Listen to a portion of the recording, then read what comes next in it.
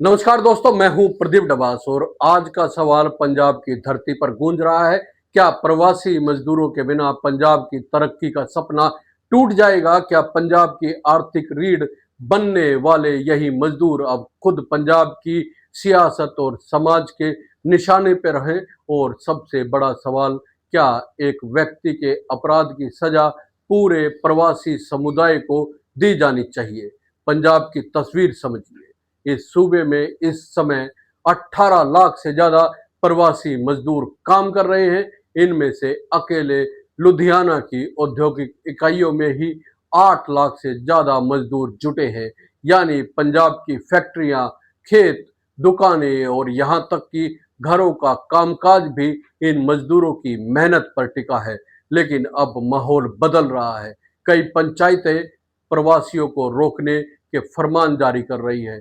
आधार card और voter card ना बनाने, रात को गांव में ना घूमने, त्योहार में जगह ना देने और यहां तक कि घर और जमीन ना बेचने जैसे कठोर फैसले लिए जा रहे हैं। सवाल उठता है, क्या ये फैसले पंजाब को बचाएंगे या पंजाब को डुबो देंगे? दोस्तों, पंजाब का उद्योग जगत बार बार कह रहा है कि 80% असंगठित मजदूर प्रवासी हैं। खेती बाड़ी में भी इन्हीं के भरोसे बुआई और कटाई पूरी होती है। व्यापारी और किसान मानते हैं कि ये मजदूर मेहनती हैं और आपराधिक पृष्ठभूमि से दूर रहते हैं। फिर अचानक इन्हें खलनायक क्यों बना दिया गया? क्या ये राजनीति है? क्या यह किसी की सोची समझी साजिश है? और अगर मजदूरों ने पंजाब छोड़ दिया तो फैक्ट्रियों का चक्का कौन घुमाएगा? खेतों में फसल कौन काटेगा? और दुकानों पर बोझा कौन उठाएगा? होशियारपुर में हाल ही में 5 साल के बच्चे हरवीर सिंह उर्फ बिल्ला की हत्या ने पूरे पंजाब को झंझोर कर रख दिया। पुलिस के मुताबिक इस हत्या का आरोप प्रवासी मजदूर मन के यादव पर है। घटना दर्दनाक है, क्रूर है और दिल को तोड़ देने वाली है। लेकिन सवाल यही है, क्या एक व्यक्ति का अपराध पूरे समुदाय को अपराधी बना देता है? अगर हाँ, तो क्या पंजाब के 50 लाख लोग जो खुद देश और विदेश में प्रवासी बनकर रह रहे हैं, उनके खिलाफ भी ऐसी ही नफरत भरी नीतियां अपनाई जानी चाहिए? ऐसा बिल्कुल नहीं है। अब एक और बड़ा सवाल, भारत का संविधान कहता है कि यह एक संघीय ढांचे वाला देश है।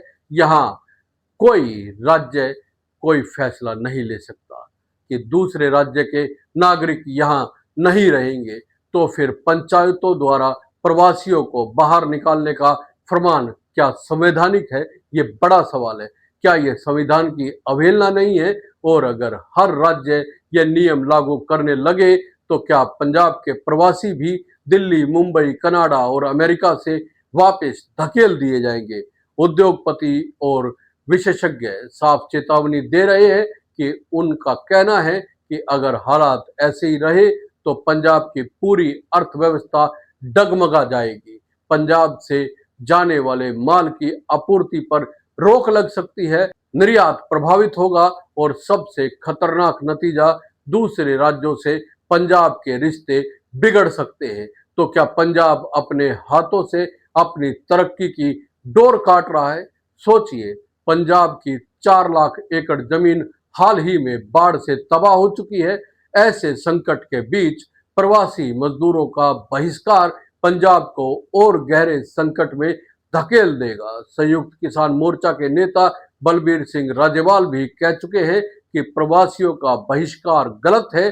अगर कोई अपराध करता है तो उसे सजा मिलनी चाहिए, लेकिन पूरे समुदाय को दोषी ठहराना बर्बादी की ओर पहला कदम हो सकता है। सवाल है, क्या हम भावनाओं में बहकर पंजाब की अर्थव्यवस्था का गला घोट देंगे? अब पंचायतों की भाषा पर भी नजर डालिए।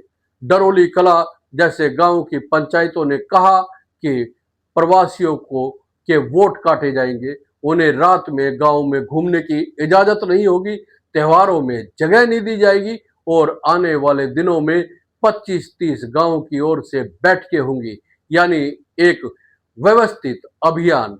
तो क्या ये आंदोलन पंजाब की रौनक छीनने वाला है? सरकार की भूमिका पर भी सवाल उठ रहा है।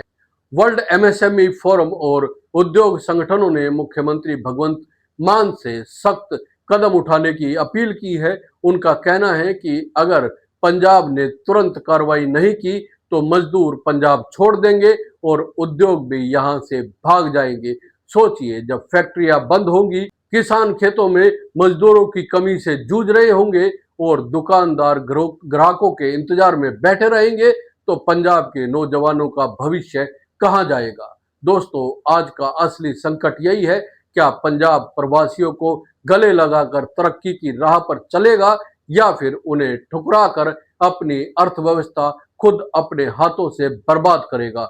होशियारपुर की घटना दुखद है, लेकिन इसे बहाना बनाकर पूरा समुदाय निशाने पर लेना क्या सही है, ये भी सवाल है। क्या इस तरह के फैसले पंजाब की छवि को नुकसान नहीं पहुंचाएंगे? अब सवाल आपसे है, अगर प्रवासी मजदूर पंजाब छोड़ गए तो क्या पंजाब तरक्की कर पाएगा? अगर आप मानते हैं कि अपराधी को सजा मिले लेकिन समुदाय पर ठप्पा नहीं लगना चाहिए, तो क्या सरकार को तुरंत सख्त कदम नहीं उठाने चाहिए?